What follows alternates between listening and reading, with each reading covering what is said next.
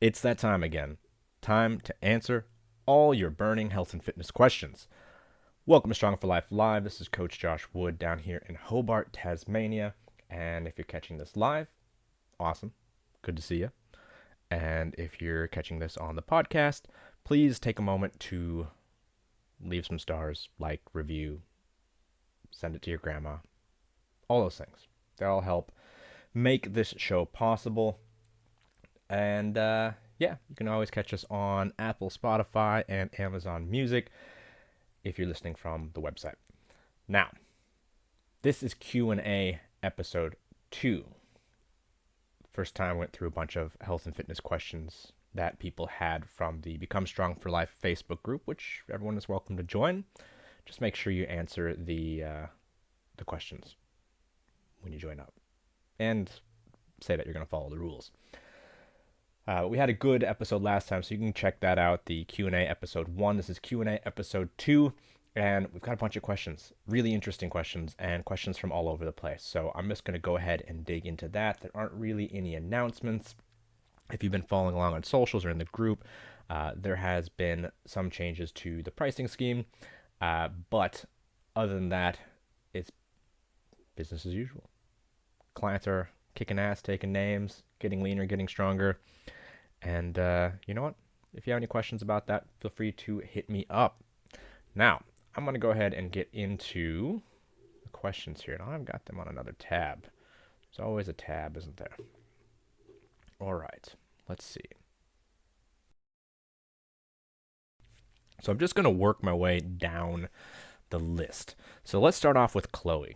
And her question was first, what is the best way to exercise in perimenopause when you need to lower cortisol and protect joints that are vulnerable? It doesn't matter what your situation is. The best way to protect your joints, assuming that the actual connective tissue that holds them together, the ligaments, and the joint capsule, assuming that's healthy and you haven't injured it, the best thing you could do is build stronger muscles around the joint, whether it's your knee, your shoulder. Your shoulder in particular requires a lot of muscular control to stay healthy and to stay resilient. Just because that joint, the way it's structured, the actual shape of it makes it a bit loosey-goosey. It makes it not as stable as something like the hip, which has a deeper socket, and the shoulder has a very shallow socket. So the thing that really gives it the stability you need and mobility is muscle. You need to have strong muscles. So the very first thing is you need to build the muscles around those joints. If you want stronger knees, that's great. You're going to need to work on your quads and your hamstrings because those are the two primary groups that cross the knee and control its movement. The knee is a very, very stable joint, and that's primarily due to its really strong joint capsule, or the ligaments that support the joint.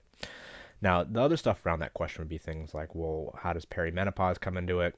And lowering cortisol.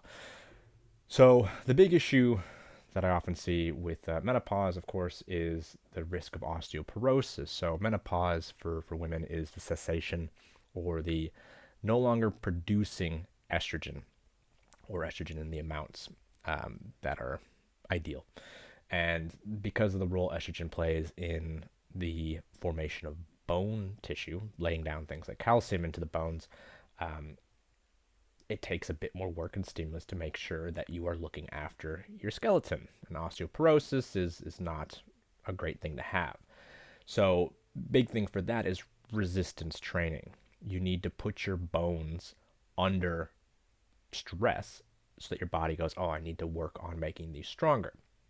And so one of the worst things that gets done with as women age is they get told to do things like aqua aerobics and pool-based exercise, and you're putting yourself in a less gravity situation, meaning less resistance, almost no stress, no pressure on the joints, and no stress or pressure on the bones. And they're not going to get stronger if there isn't stress on them, because there's no reason for them to get stronger. So avoid pool stuff, but start a resistance training program if you are not on one. You need to do that for your bones, and you need to do that for your muscles to keep and maintain the muscle mass that is necessary for being strong and independent into your older years. You need muscle to do that. You need strong hips and legs and core and shoulders, all that.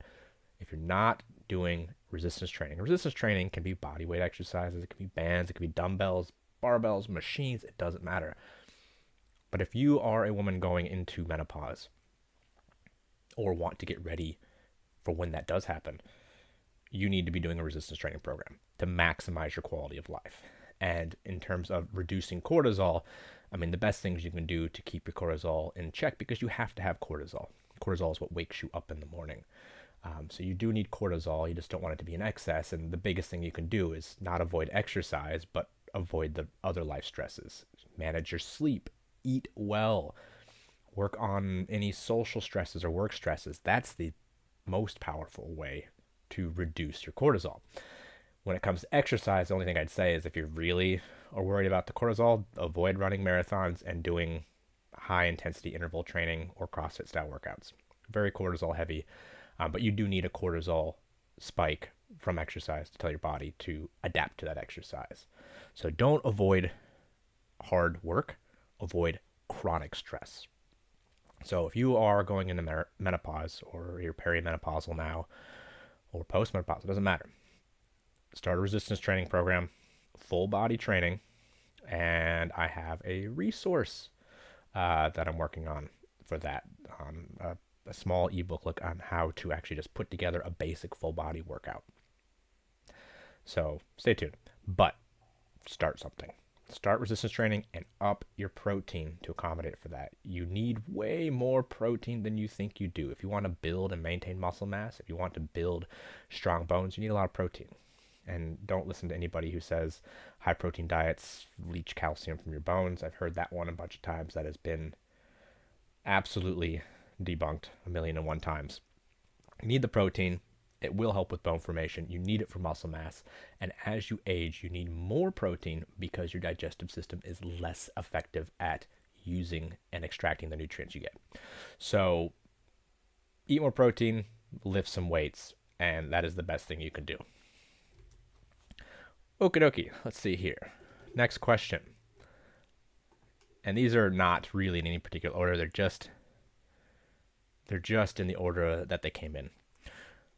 Sarah says, how do you determine what kind of workout split you prescribe to your clients, including the number of days with resistance training per week? That's an easy one. It's what you can do. It's what you want to accomplish and what you want to do. So it's first things first is, as I always say, understanding goals. If you are working heaps, high stress job, 36 children, a lot of work and family stress, you're really low on time, I'm not going to give you a 7-day split. I'm going to give you like 2 30-minute workouts.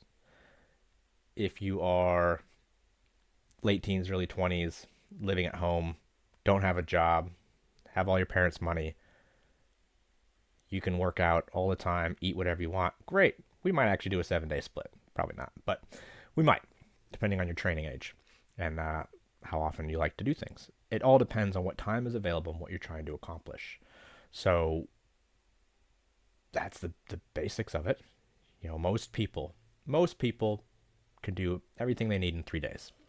And we might have a mixed split. We'll have 3 full body workouts, or 2 full body and then a focus day, whether it's focus on arms or legs or back or butt or whatever it is. And then we'll do cardio 1 to 3 times a week. It all depends on what that individual wants to accomplish. I almost always try to start someone on 2 to 3 workouts if they've never trained before. And I find 3 to 4 is more than enough for almost everybody. And that's resistance training. That's weights and strength or hypertrophy or athletic training.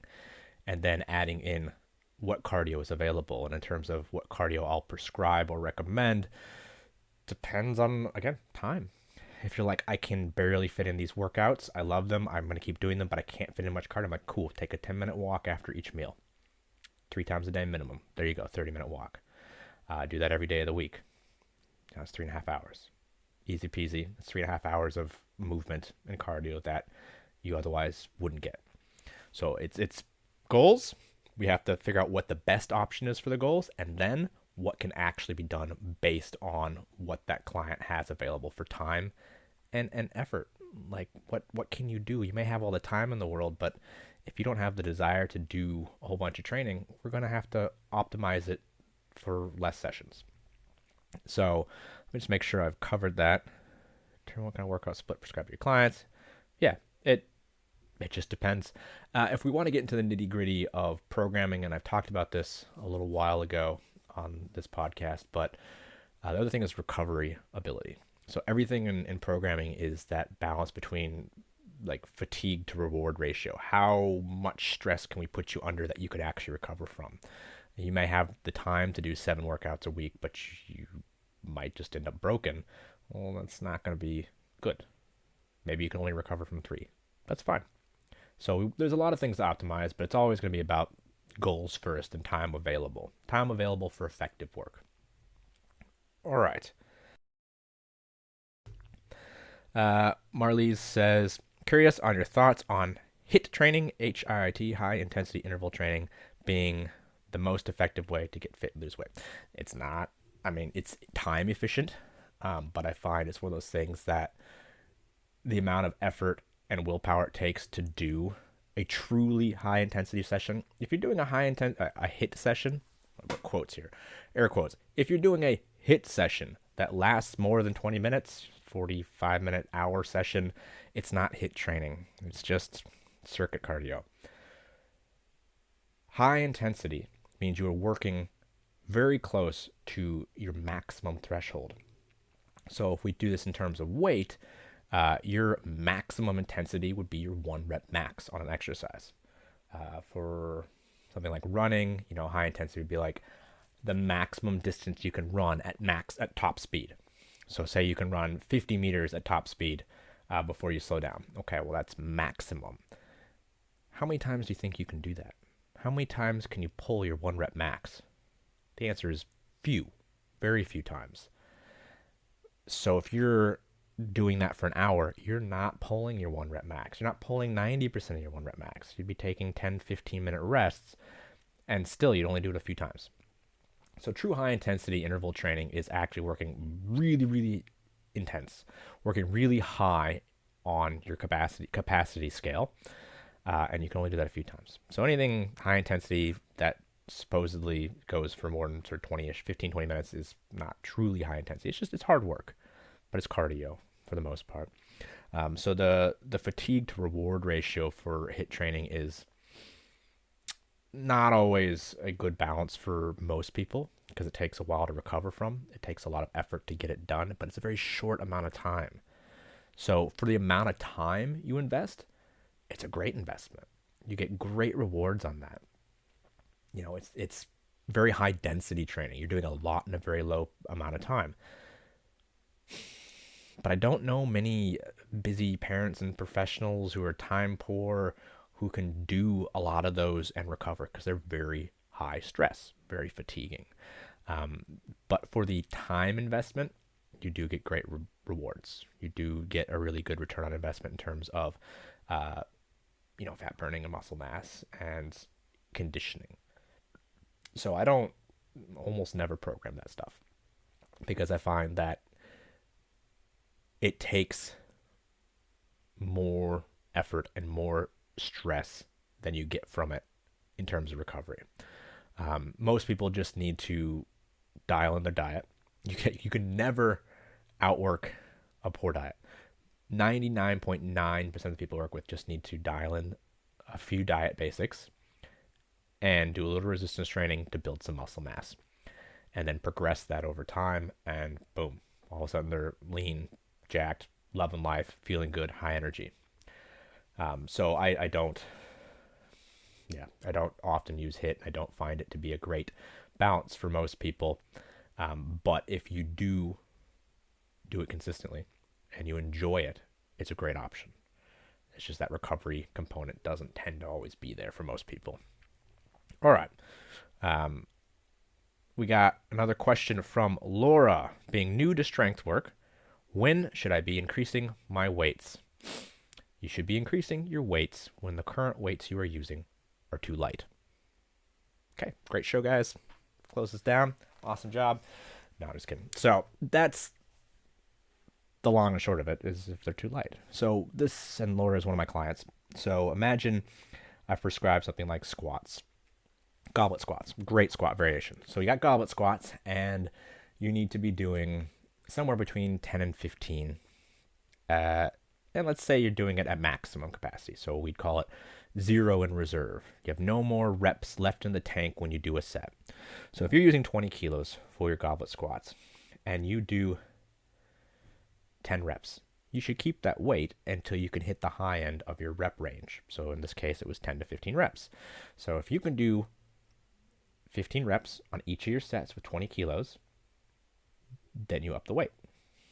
So if you've got a rep range that you're working on, you work on the range and the reps in reserve number, your intensity number first.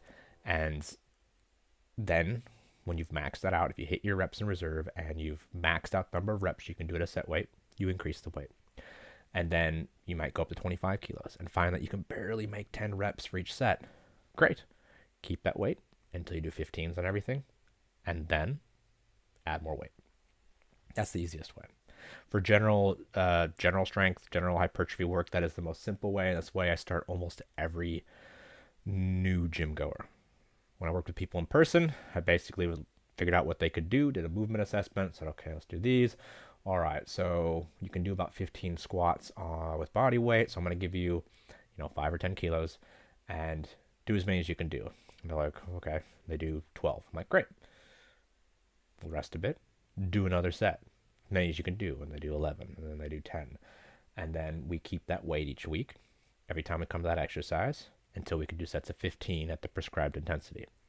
So that's the easiest system. You choose a rep range. You do as many reps as you can at a set weight. And then when you max out the rep range, you add more weight. It's a little bit different for strength training, but for general purpose stuff, that's the easiest way to do it.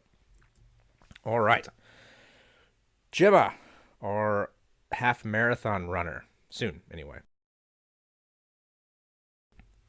Gemma asks, is carb loading the day before still a thing for peak athletic performance? She was on the group coaching call this morning. And so she's got a half marathon coming up. Now, let's talk about what carb loading is first. Generally, people would consider having a giant carb heavy meal the day before some sort of competition because it's supposed to be good for your performance. Now, the only reason that would be good for your performance is if your glycogen, the stored glucose, stored carbohydrate in your muscles and in your liver, is depleted. If it is not, if you have full glycogen stores because you eat moderate carbs or carb refeed after big workouts, then there is no need for a carb reload, a carb loading. You can't load beyond your glycogen stores. And just so if people aren't familiar with this, glycogen is the storage form of glucose, which is what all carbohydrate breaks down into. It's used for energy in the body. We store it in the liver and we store it in the muscles. We want to and need to store it in those places. You're supposed to store it in your liver. And so when you are doing exercise at a moderate rep range or sort of in the middle distance of things, if you're doing stuff from 2 to 10 minutes at fairly decent intensity, you start to feel that burn, or you might get nauseous, or you start to feel real sluggish and heavy and a bit woozy. That burning sensation is generally when you are burning glycogen. It's not because of the glycogen, but when you are feeling that burn, you are doing generally what we'd call glycolytic activity. You are doing exercise that uses the glycogen and uses that as a main storage or main fuel source used from our storage. Whereas cardio, long distance, long duration stuff uses oxygen more so for refueling our muscle energy stores. So glycogen is it's not short duration, but like 2 to 10 minute fairly intense work. If you're doing middle distance sprints, 100 to 400 meter runs, that stuff kills you. You're sucking wind and everything burns and you want to throw up. That's glycolytic exercise. And everything in CrossFit, high intensity interval training, it's all glycolytic. So you need you need to replenish those glycogen stores after training to be able to train more and improve your recovery. So after that kind of training, yeah, you're going to want to get some good carbs into you and replenish those stores. Long distance running, not really. If you're eating carbs every day, you're fine. You don't need to carb load. And when it comes to fueling for this type of thing and competition, the worst thing you could do is eat differently the night before a competition, because you're already going to have nerves. You're probably going to feel a bit weird. And then having a giant meal that's different from what you normally eat the night before may cause you to shit yourself. And I'm not joking. So the thing you want to never do in competition is change your routine around competition. Don't eat something big and greasy and different from your normal meals the night before or the morning of. Don't fuel differently on the day. Fuel and train and eat exactly how you would for normal training. That is my best advice to you. So don't, if you eat a big bowl of spaghetti normally at night, or a pile of bagels, whatever it is, something carb heavy, and you feel fine, great. But don't plan a big carb meal beforehand, because it can cause some digestive distress. And for long distance running, you really don't need to carb load. It's really not really a thing. All right. Kathy, how do I reverse type 2 diabetes? Now, this is not medical advice. I am not a doctor in the Western sense. So, what I can do is pass on information that I'm aware of. So, for those of you that don't know, diabetes, type 1 diabetes is what we used to call type 1 diabetes is primarily like an autoimmune disease, or it's acquired from birth. Usually an issue with the pancreas. There could be a couple other things involved, but essentially either you don't produce insulin, or well, yeah, no, it's basically you don't produce insulin. You don't produce insulin, which you need to regulate blood sugar. I'm just thinking of a couple cases in which type 1 diabetes has happened because, or in adulthood because of traumatic accident. So a car accident, and there's been damage to the pancreas, you no longer produce insulin. But generally speaking, type 1 diabetes is from birth, and it needs to be regulated with insulin. Type 2 diabetes used to be called adult onset, but now kids are getting it and young people are getting it because of lifestyle. So type 2 diabetes is not that your pancreas is not producing insulin, it's that you are becoming resistant to the insulin. So you need insulin to shunt glucose from your bloodstream into tissue. It's vital. You have to do this, otherwise you die. And a lot of the complications from diabetes are things like vascular and nerve damage, and then people have to have limbs amputated. It's not good for your brain either, but essentially too much high blood sugar for too long kills you. So type 2 diabetes is when your body is no longer essentially responding to that insulin that's being produced, and your body keeps trying to produce more, then you just run into blood sugar dysregulation. There are a lot of other conditions associated with insulin resistance. There's what we call metabolic syndrome, or diabetes, where that insulin resistance is part of the obesity disease in an individual. Things like Alzheimer's and polycystic ovarian syndrome have some insulin resistant elements to them. Like, it can cause a lot of things, and it's integrated into a lot of conditions. Type 2 diabetes is generally a lifestyle disease. And the number one thing that you can do to improve your insulin sensitivity is lose body fat. Now, there are people who say, well, skinny people get diabetes too. And it's like, yeah, but not really. So lean people, generally, as far as I'm aware, do not get type 2 diabetes. One of the things that seems to be very common in type 2 diabetes is that your body stores a lot of body fat. And the reason you have a lot of glucose floating on your blood is because of your eating habits and lack of exercise. Exercise helps shunt glucose out of the bloodstream into the tissues, not needing as much or any insulin at all. So the most important thing is to look at your body fat and reduce it.